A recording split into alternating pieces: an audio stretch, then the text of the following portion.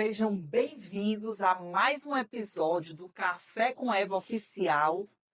E hoje, gente, estou recebendo aqui uma grande amiga, grande advogada, parceira de trabalho, parceira de uma associação, a CAF. Quero apresentar a vocês aqui a doutora Conceição Martins. Seja muito bem-vinda, querida. Muito obrigada, minha amiga. Vamos brindar, né? Muito obrigada pelo convite. É uma honra estar aqui, fazer parte desse momento, desse seu projeto. E aí você sabe que eu tenho uma frase que eu digo assim, né? Café para o que eu posso resolver e vinho para o que eu não posso. Então, não podia deixar de trazer um vinho para você, para aqueles problemas que a gente não pode resolver. Toma um vinho que passa. Muito obrigada, viu, pelo presente. Olha, a cada episódio, uma convidada vem trazendo um presente para mim, mas quem era para dar era eu. Não, meu Mas amor. quem sabe, futuramente eu faço umas xícaras menores e vou dar de presente também. Aqui é Muito só para a obrigada, gente meu começar. Olha só como a gente atua na linha de frente, nós somos militantes. E esse mês, que é o Agosto Lilás, eu não poderia deixar de trazer aqui no Café com Eva esse assunto tão importante, e é o nosso tema de hoje, sobrevivendo à violência doméstica e defendendo sobreviventes. Você como uma grande familiarista, eu também como criminalista e familiarista, a gente vê muitos casos, né? Me diga uma coisa, o nosso conhecimento vem bem antes, dentro da faculdade, que nós éramos amigas, colegas de faculdade. 10 aninhos, né? 10 aninhos, não vamos falar que data não, né? Mas o que é que fez você atuar bastante nessa área, defendendo hoje mulheres, né? E estamos juntas aí em tantos momentos da nossa vida. Queria que passar aqui para todos os que vão assistir, né, os seguidores, dizer um pouco aí da sua história, da sua trajetória como profissional, como advogada, como mãe. Me conta aí, doutora Vamos lá, Conceição. vou tentar resumir, porque aqui são 42 anos de tsunami, que eu digo que eu não nasci, eu estreiei, né? E assim, o direito para mim, ele chegou e eu não queria. É tanto que eu fugi do direito, eu acho que foi uma das maiores fugas da minha vida. Eu acho que só não se torna maior da fuga que eu tenho do meu agressor, né? Mas o direito eu fugia muito dele. Tanto que eu me passei na faculdade com 16 anos, na época eu estudava no Colégio do Corpo de Bombeiros Militar, fui da primeira turma do Colégio do Corpo de Bombeiros Militar, um beijo meus amigos, né, os comandantes, os tenentes. E com 16 anos eu passei para o curso de Publicidade e Propaganda. Na época eu não tinha nem terminado o segundo grau e precisei fazer o que a gente chama hoje de EJA, né, que é um supletivo do segundo grau para poder começar a faculdade. Fiz a faculdade, não gostei, fui fazer marketing, fui fazer administração, por fim, e fugia do direito. Mas isso você tem tudo a ver com direito, todos os meus professores falavam, e eu dizia, não, não, não, não, não. Resumindo, terminei um curso e depois eu entrei como pré-graduada no curso de Direito, né? Assim que eu me formei, no mesmo semestre, praticamente, eu já entrei no curso de Direito, e eu trabalhava na área bancária. E quando eu me vi num processo, numa situação de violência doméstica, que eu não entendia o que era violência doméstica, porque a gente sofre muito preconceito até nesse aspecto. Eu era estudante de direito e as pessoas acham que estudante a gente tem que saber de tudo. E, de certa forma, a gente realmente tem que saber de tudo e tem que se informar, mas eu estou falando de coisas de 10 anos atrás, a gente não tinha tantas informações como a gente tem hoje, graças a Deus. E eu sofri uma violência doméstica muito grande, já eram segundos episódios de violência doméstica, né? O primeiro episódio que eu sofri foi no meu primeiro casamento, e na época a Lei Maria da Penha, Não existia? ela existia, mas ela não era a força que ela é hoje. Na época foi feito até um acordo, uma transação, um acordo em que ele pagou cestas básicas, né, pela agressão, e ele foi, na verdade, quem fez, né, de certa forma, a informação da agressão foi o médico que me atendeu. Você tem ideia? O médico O médico que mandou chamar a polícia porque ele estava no hospital junto comigo. E você tinha medo de denunciar? Na verdade, não era medo, foi a primeira situação de violência que eu passei. Então eu nem entendia o que era aquilo e tal, mas isso eu tô falando de coisas dessa primeira violência, de 20 anos atrás. A Lei Maria da Penha tem 19, né? A primeira situação que eu digo que eu sobrevivi 2 vezes à violência doméstica. Na primeira, há 20 anos atrás, e agora há 10 anos atrás. E a diferença, né? Que aí é que tá a diferença que me fez querer defender ainda mais as mulheres. Dessa primeira violência, a gente tinha a situação de que o meu agressor, ele foi transformado ali em cesta básica, ok, né? Foi a pena que ele pagou. Foi cesta básica. Não teve prisão, não teve outro processo criminal. Foi só ali a cesta básica. E aí, quando eu estava nesse meu último relacionamento, que eu sofria violência doméstica de novo, e começou com aquela violência silenciosa, né? Não começou com a violência física. Começou com a violência emocional, vamos dizer assim, que é aquela mais sutil. Era menosprezar, era humilhar, era destratar na frente das outras pessoas, rebaixar, te colocar numa situação em que aquela pessoa era perfeito, maravilhoso para toda a sociedade, e você que era a pessoa que não prestava, que não era digna de estar com ele. E assim, que é uma situação que muitas mulheres passam, né? Doutora Conceição, deixa eu só aqui lhe falar. Além dessa violência emocional, psicológica, por tudo que você já relatou aí, também feriu a sua moral, a sua honra, porque não é só crime de violência doméstica. Existe o crime de difamação, de calúnia, de injúria.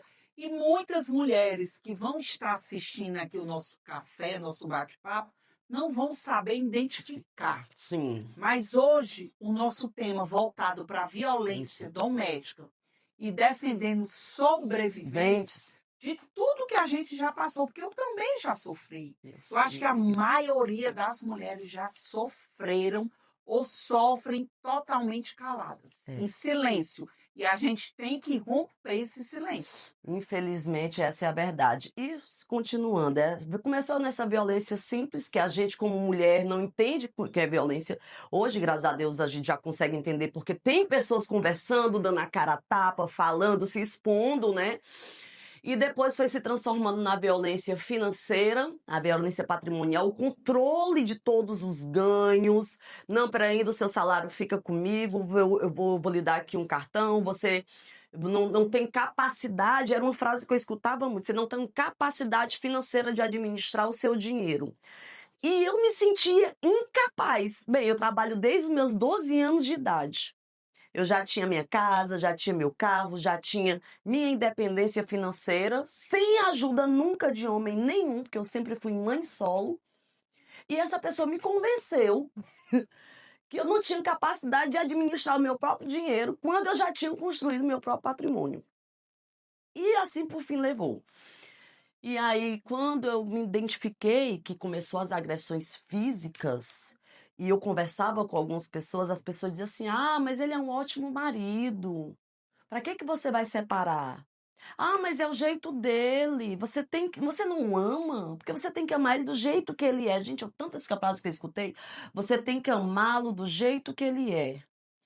Isso rebaixa tanto a gente. E é muito forte. Como é que eu tenho que me encolher para caber dentro do amor de alguém? E eu não tenho que ser amada, eu não tenho que ser protegida, eu preciso apanhar para ele se sentir bem, respeitar os momentos de embriaguez e desordem e daquela agressão, e no outro dia era eu te amo, eu não fiz nada disso, eu não lembro.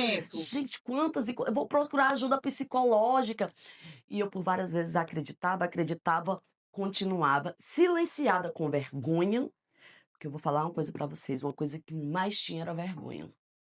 Porque na época vamos botar aqui na época da última agressão, que para mim aquilo dali foi, hoje eu entendendo da lei, eu entendo que aquilo dali que eu vivi foi uma tentativa de feminicídio.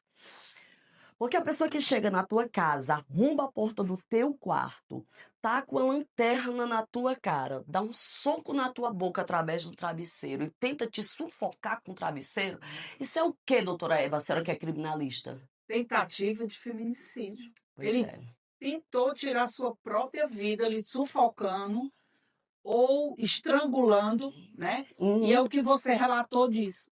Toda mulher, todo ser humano tem que ter esse amor próprio. E eu, onde é que eu fico? A gente sofre muitas violências. E eu, onde é que eu fico? Então, Exato. aqui, nesse caso, doutora Conceição, Aí, assim, consegui me desvincular da situação, graças a Deus estou aqui viva, sou uma sobrevivente, estou compartilhando com vocês. E parti para o divórcio.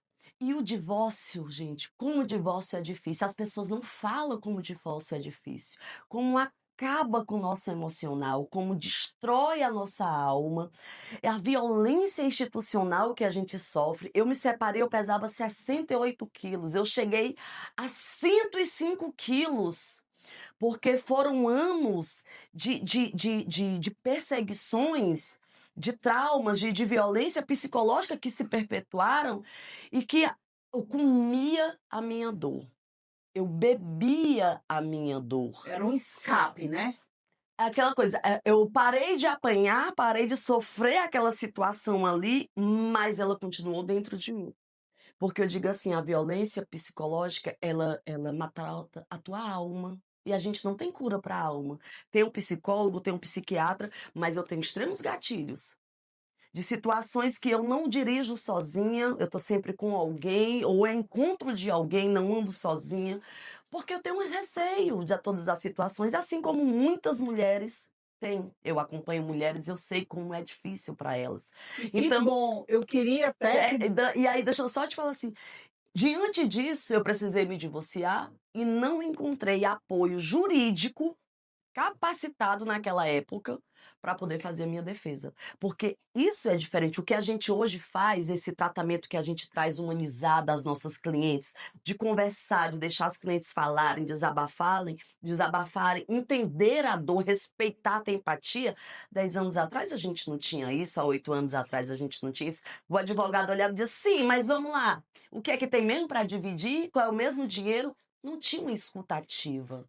Não tinha humanização. Por isso que nós somos mediadoras de conflito, conciliadoras de conflito, porque a gente tem que entender todo o contexto. E justamente por isso eu fui fazer o curso de mediação no Tribunal de Justiça, sou mediadora judicial e fiz a minha especialização em direito das famílias. Para justamente direito das mulheres. E agora, né, ano passado a gente conseguiu direito das mulheres para justamente tentar unir a minha experiência como vítima, a minha experiência como advogada para resgatar, tratar, cuidar daquelas mulheres que me procuram. E de alguns homens também, porque eu conheço alguns homens que também sofrem algum tipo de violência, né? Eles Não também são vítimas. mas em outras situações, né? Mas assim, desde no familiar ali mesmo, a gente saber acolher a mulher é uma dádiva, é um dom, que nem todos têm. Eu quero que você deixe aqui uma mensagem final para todas aquelas mulheres que sofrem calada, que são pressionadas, que têm medo de se expor, têm medo de pedir ajuda. Nós temos um leque de redes de apoio. O que é que você poderia deixar como uma sobrevivente, como uma vítima, como seu testemunho de vida? O que é que você poderia deixar para essas mulheres que têm medo de pedir ajuda, de se expor e que está vivendo essa violência e não sabe como resolver? Assim, ó, a coragem não é ausência de medo, porque muitas pessoas têm medo, mas tem que lembrar que a coragem não é ausência, não. A gente com coragem vai, mas o medo tá lá dentro também. O importante é você pedir ajuda, é você pedir socorro, é você procurar uma rede de apoio. Rede de apoio é algo muito importante para as mulheres que sofrem violência doméstica, principalmente mulheres que têm dependência financeira dos seus companheiros e mulheres que têm filhos, porque muitas denunciam, mas pela necessidade alimentar, emocional, voltam para dentro de casa. E às vezes nessa volta é que vem um feminicídio. Então, por mais que sejam difíceis, minhas amigas, coragem, busquem acompanhamento psicológico e um acompanhamento jurídico, porque só com uma ajuda psicológica e jurídica você consegue se livrar do agressor. E mulheres, lembre-se, o agressor, ele não muda quem ele muda a vítima. Quando você encontrar um homem chamando a ex de louca, pode ter certeza que você será a próxima. Muito bem, então, mulheres, não se calem, procurem ajuda, porque assim como você é vítima, o agressor pode fazer outras mulheres vítimas também. O que a gente tem que ter, doutora Conceição, é amor próprio. Investigação no Jus Brasil. Bota o nome lá do Presente de Deus no Jus Brasil. Procura se tem processo, procura se tem mandado de prisão em aberto. Antes de se envolver, conhecer, eu já digo, meu filho, seu nome, seu CPF, por gentileza. Se o banco antes de dar empréstimo pede todos os dados, por que, que a gente antes de dar o nosso amor não está pedindo nada? Vamos se valorizar para poder a gente não virar estatística. Então, essa é a grande dica que a gente deixa aqui para vocês que vão assistir e passem também esse bate-papo para outras mulheres que precisam também escutar todas essas dicas que estamos aqui nesse bate-papo. Então, muitíssimo obrigada, viu, doutora Ceissa? Estamos juntas para sempre. Amém. Amém.